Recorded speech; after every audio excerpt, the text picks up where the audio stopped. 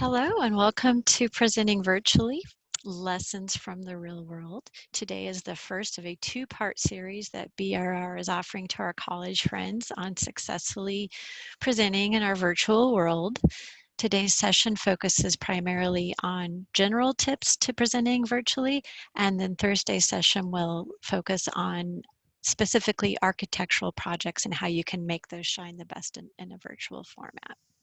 My name is Wendy Mueller, and I'm the training specialist here in the Overland Park, Kansas headquarters office of BRR. I'm thrilled to share with you some of the tips that we've learned in the field on how to share and meet virtually. And I'm so thrilled to be joined today by my colleague, Austin Abbott from the Austin, Texas office. Hi, Austin. Hey, Wendy. Thanks for the intro. As Wendy said, I currently work out of the Austin, Texas office, and I've been with BRR for about 9 years now. And so my entire tenure at BRR, I've worked in regional offices. And so in doing that, we a lot of times are dependent upon technology for our communication between our other regional offices. So there's a lot of experience doing video presentations, talking over video and things like that. So this is an area I have a lot of experience in. So as Wendy mentioned, today we are talking about virtual presentations. This is an activity that all of us have become very used to because of the recent pandemic events that has resulted in most of us working from home and having to connect virtually with our teammates and classmates. At the end of our conversation, you're going to understand that preparation is still the key element. You're going to know that it's still important to know who your audience is and what they're looking for. And above all, to never lose your cool despite hiccups that might occur during your presentation. These are all practical action steps that you can take that will help you avoid some common pitfalls. So let's jump in. So as I mentioned, we're all in the midst of a new reality, a new way of presenting and a new way of interacting with others. Most of us are doing this through the virtual presences, through video, Zoom, which is a technology that we're using today to present this to you. And this is technology, it really has been great. It's allowed us to stay connected to our teammates, despite being limited, in our movement and our activities. We're all aware and becoming accustomed to digital technologies that really allow us to keep in touch with our friends and our families. This technology has the effect of really shortening distances, right? It eliminates the fact that we're in different time zones or that we need to connect virtually and we're not physically in the office or have that presence there. At BRR, this technology allowed us the ability to remain connected with our coworkers, our clients, our project teams. It still provides us the ability to deliver our critical information to the field and still allowing us to collaborate with our design. Also, during this time, we've all learned a lot of new skills. So this challenging environment has made it necessary for us to kind of learn and to master new skills. We've all probably learned new technology, new ways to present. All these key tips we're going to present today, some of them are going to be familiar to you of ways to avoid hiccups that might occur during your presentation. We know how to Zoom. We can share annotations. We can work collaboratively on documents. Redline reviews become easy with us working together. Project collaboration software is something that we've all touched on and learned, and even have meetings in our virtual conference rooms. And while this is great, the technology has allowed us to stay connected and to be safe. It's made us also a little bit tired of technology and caused some Zoom fatigue. One of the biggest examples is the way we conduct client meetings before versus now. Before, you might work with your teammates on the presentation collaboratively, all in the same conference room. You have the ability to meet together, to travel together to the presentation, to meet with the client, and to really provide each other with some pep talks before you go in. But one thing that virtual meetings don't allow us to do that physical did was just observe these nonverbal feedback. When you are presenting in person, you have the advantage of observing and looking at this nonverbal cues that can really affect the way that you present to a client. Not everyone can be on camera during a virtual meeting, so you're always kind of a little bit in a situation where you don't know the client reactions. So, and also sometimes you have trouble switching screens while giving this presentation, and really, you're not understanding what the people may be seeing on the other side. It's difficult to have that control sometimes in those situations. So all of us have experienced some technology fatigue during this time, and Zoom, some groans of, oh, not another Zoom meeting. And during these times, things that we're starting to trend towards and to see is a lack of attention, a lack of attentiveness in meeting, where multitasking is something that everybody's trying to do. And maybe you think, oh, during this meeting, I can go ahead and type out those emails. I can go ahead and work on that presentation for my next meeting or that document. And really, we lose that engagement and we lose that focus. We lose that ability to have this captive audience when we're presenting virtually. And also, one of the real risks, and one thing that you will probably encounter during a presentation, almost every one of them, is that technology can fail. These are real lessons to learn. Trying to plan for a power failure, bandwidth limitations, hard drive crashes, or file corruptions is almost impossible. But through this presentation, we hope we can encourage you to establish your backup plans and be ready to be flexible during these meetings. The bottom line through all this is that we still have to communicate effectively.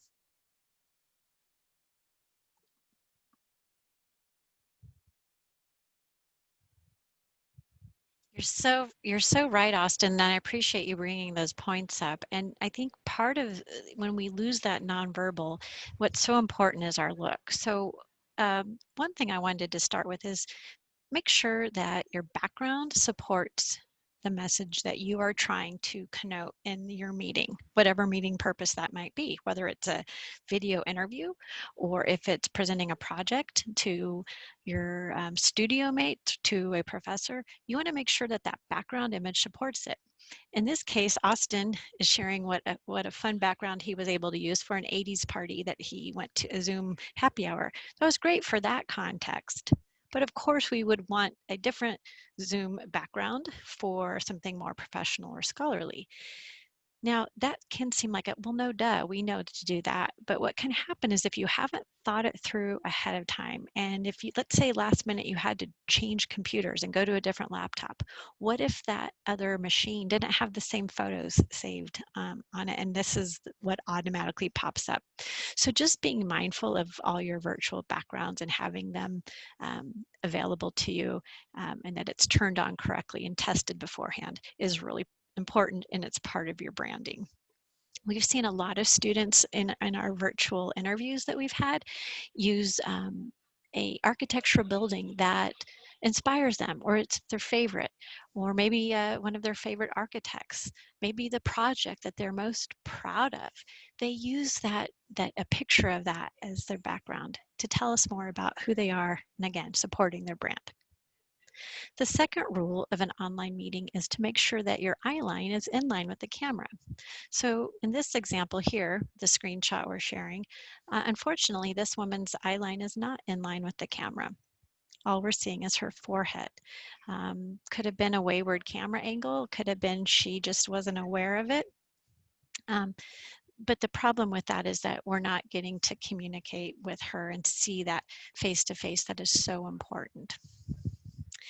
The other thing that can happen sometimes is if we think that we're okay with just maybe being professionally dressed from the waist up, something might happen that caused us, what if we had to stand up? So in this third picture, it's kind of funny. It looks like he's all professional, except what if he did have to stand up? We'd have to see the pajama pants. That can really take away from the look. We would hope that that would not have to happen. The other interesting thing that we'd like to remind people of, though, is that research proves that when we dress the part, we rise to the occasion.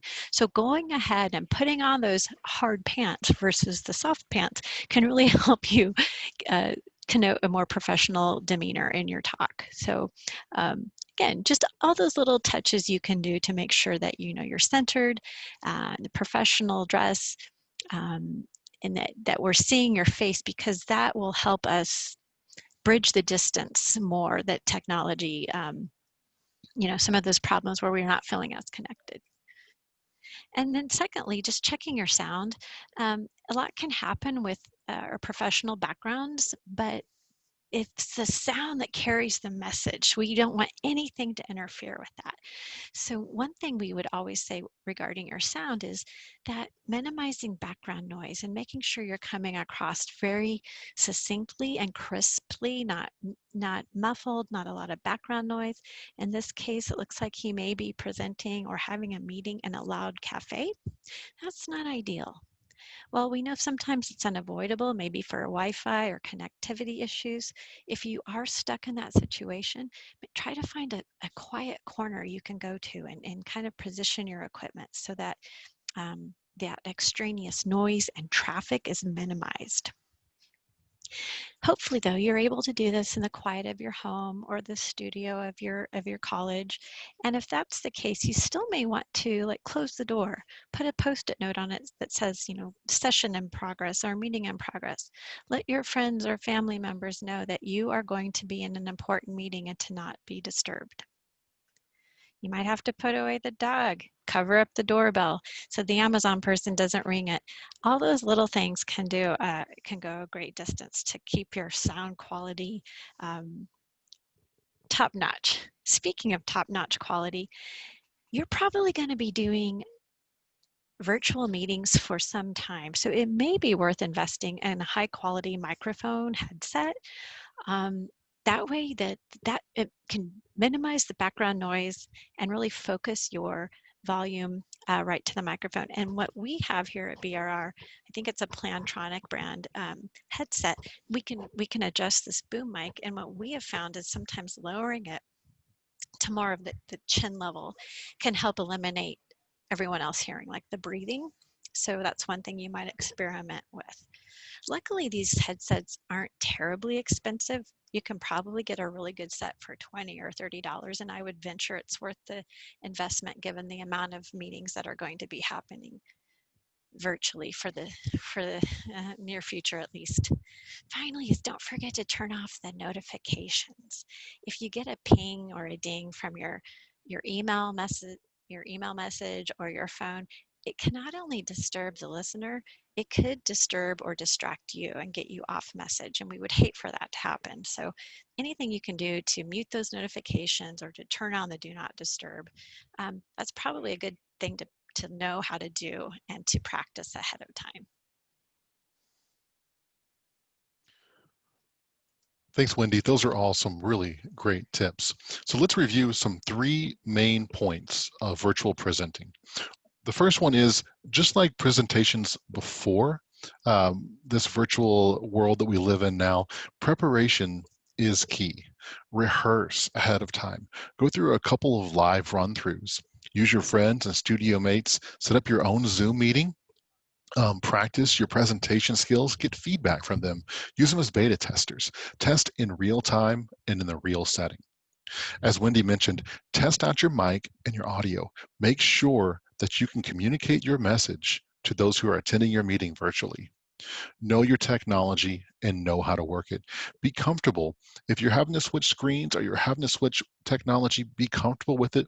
Know how it's going to work and test it and try to make it fail during a testing period so you know how to recover quickly and to get back on track.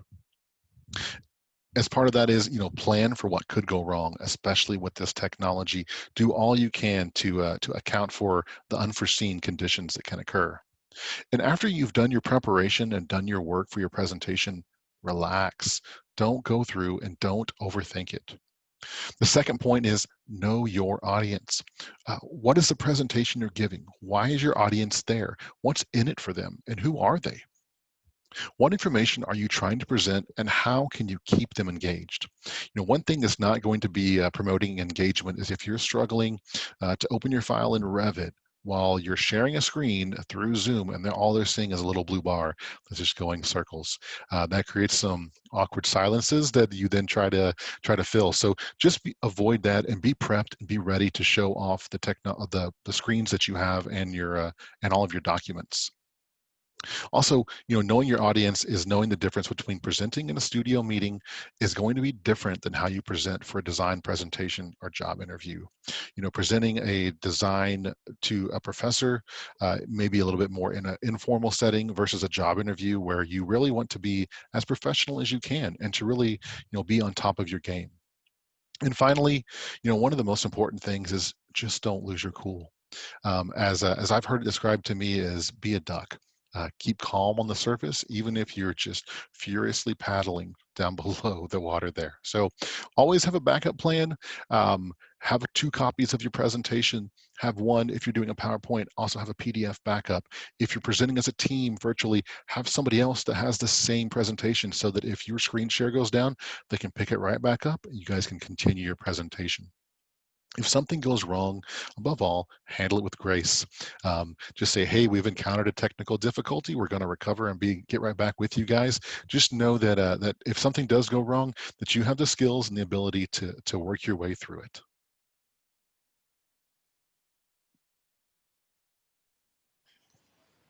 Fantastic. And also, Austin, as you said, technical difficulties can happen, and they happened to us yesterday, and that's in fact why we're coming to you pre-recorded today instead of live. But we would have been able to entertain questions. And one of the questions that we often get when we're talking to people about this is, how do you gently and professionally remind somebody, like if they're, let's say they forgot to mute their line and you're hearing their dog bark. That's a common question we get. My advice would be, go ahead and just politely say, do it. You could do a general reminder to the group, like, hey everyone, can you please double check that your mic is muted? Um, and or you could use the private chat feature to say, hey Austin, I noticed that you're still muted or you're unmuted. So it just, being politely direct will, you can't really avoid it. Don't ignore it. That would be my thing. And then the second thing I would add is, in any type of presentation that you are going to be presenting, know when and how you would like to entertain the questions, and maybe cue the audience at the beginning, like, hey, we'll be taking your questions at the end, or I would love to entertain your questions as they come up. Just put them in the chat feature if you're using something like Zoom that does have a chat feature. So anyway, just kind of anticipate and offer opportunities for questions and comments to be handled during your presentation. Finally, I just a little plug to get to know BRR. If you're not aware, we operate in 9 offices, 9 cities in the United States. Kansas City or Overland Park is actually our headquarters, but we also have offices in Bentonville, Arkansas, Philadelphia, Phoenix, San Francisco, California, Atlanta, Austin, and Dallas, Texas, 2 Texas offices, and Seattle. We work in a variety of types of industries too: hospitality, industrial, office, retail, you name it. We have our hands in a variety of projects, and there's so many wonderful opportunities for you here at BRR. So we hope you'll check us out on our website, which is brrarch.com. So get to know us, check us out. We've got lots of helpful articles on our BRR blog. Check out our careers page, and we sure hope that this has been helpful, and hope you can join us for Thursday's session on presenting architecturally over a virtual environment. So thank you so much. Austin, any final thoughts? Just let you guys know we're rooting for you to do well in your presentations. So thanks for joining us today. Absolutely. Thanks, everybody.